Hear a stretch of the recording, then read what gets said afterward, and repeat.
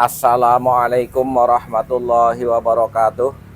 Saudara-saudaraku sebangsa dan setanah air, Rizik Syihab ini nggak nyadar-nyadar atau lagi cari panggung setelah klan Ba'alawi dimakzulkan sebagai keturunan Nabi Muhammad SAW. Masyarakat sudah tidak percaya lagi dengan apa yang disampaikan oleh para habib sebelum dia menyelesaikan persoalan pengakuan mereka sebagai keturunan Nabi Muhammad SAW. Mana buktinya?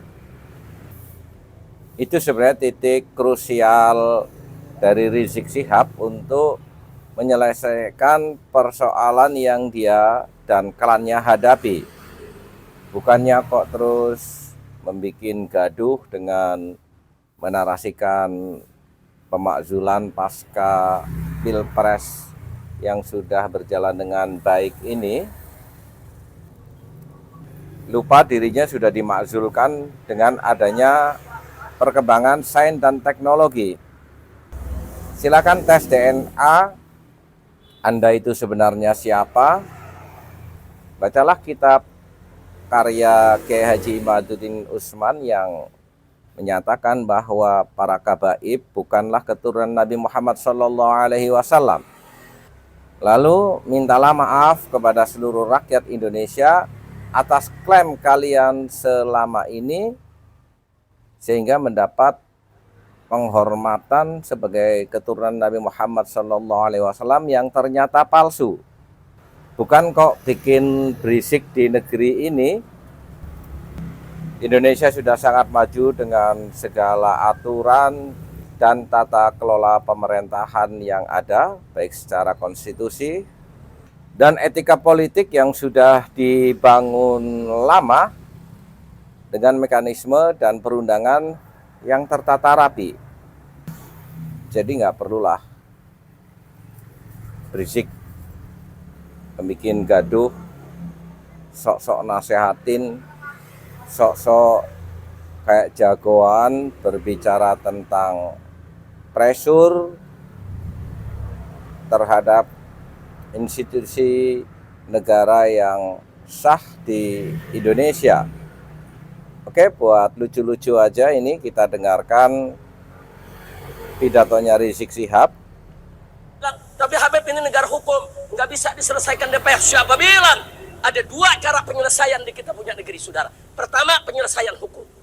Penyelesaian secara hukum, itu MK tempatnya. Ada juga penyelesaian secara politik. Tempatnya di DPR, saudara. Siapa bilang DPR tidak bisa mengambil keputusan? Siapa bilang DPR tidak bisa mengambil satu kebijakan? Siapa bilang DPR tidak bisa mengambil sikap? Kekuatan DPR bahkan bisa membubarkan KPU, bisa membubarkan Bawaslu, bisa membubarkan MK sekalipun, saudara. Bahkan bisa melengsarkan presiden. Begitu saya tanya, kalau gitu DPR kuat tidak? DPR kuat tidak? Jadi kalau kalian jadi wakil rakyat, bekerjalah sebagai wakil rakyat. Selesaikan kecurangan ini di DPR sesegera mungkin sebelum menjadi bara api akan menyala, menciptakan kerusuhan di mana-mana, saudara. Bicara ngomong hukum, bahasa yang disampaikan aja sudah tidak sesuai dengan konteks hukum. Kecurangan tidak ada dalam bahasa hukum yang mengatur tentang pemilu, adanya adalah pelanggaran. Dan semua mekanismenya sudah diatur, baik melalui Bawas ataupun yang bersifat pidana dengan kepolisian dan kejaksaan, ataupun dalam selisih suara ada di MK. DPR memang memiliki hak angket, bagian daripada kontrol terhadap laju pemerintahan yang ada. Dan mereka sudah sangat jago lah untuk urusan ini. Jadi nggak perlu lah Rizik itu ngomong sok nasehatin, sok lebih hebat dari DPR. Urusin aja nasab kalian. Kalau perlu bubarkan Robitoh Alawiyah, karena klaim Robitoh Alawiyah atas kabaib sebagai keturunan Nabi Muhammad SAW tidak terbukti sama sekali. Kalau bicara DPR itu memiliki kekuasaan yang tinggi, ya kita semua tahu DPR adalah lembaga legislasi yang bisa bikin aturan perundang-undangan juga. Pada saatnya juga bisa bikin aturan bahwa siapapun yang mengaku sebagai keturunan Nabi Muhammad SAW harus melalui bukti-bukti yang otentik yang bisa dimengerti secara nalar sehat, bukan sekedar doktriner atau pengakuan sepihak sebagaimana selama ini yang dilakukan oleh para kabaib yang ternyata dobol atau tukang dobolowi.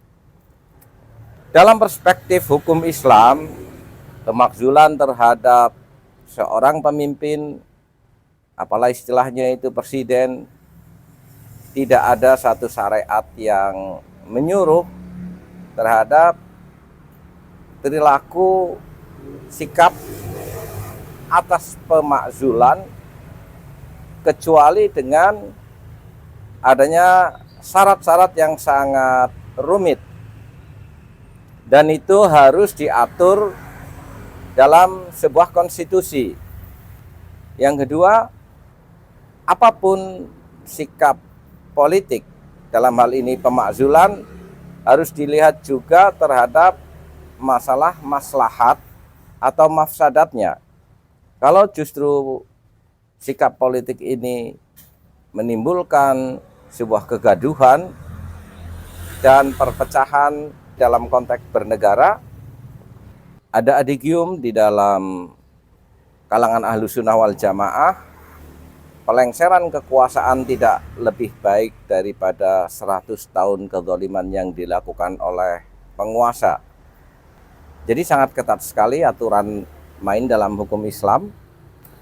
Tidak sekonyol pidatonya Rizik Syihab. Dan Nahdlatul Ulama melalui Bahsul Masail di tingkat nasional sudah membahas persoalan ini. Ini ada tertera di dalam Ahkamul Fuqaha, problematika hukum Islam, keputusan Muktamar, Munas, dan Konferensi Besar Nahdlatul Ulama dari tahun 1926 sampai 2015 Masehi. Dalam halaman 51 nomor 468, pemakzulan dalam kurung pemberhentian pemimpin, bisa kalian baca sendiri. Ini ada beberapa halaman. Tapi intinya secara syariat tidak ada perintah untuk melakukan pemakzulan.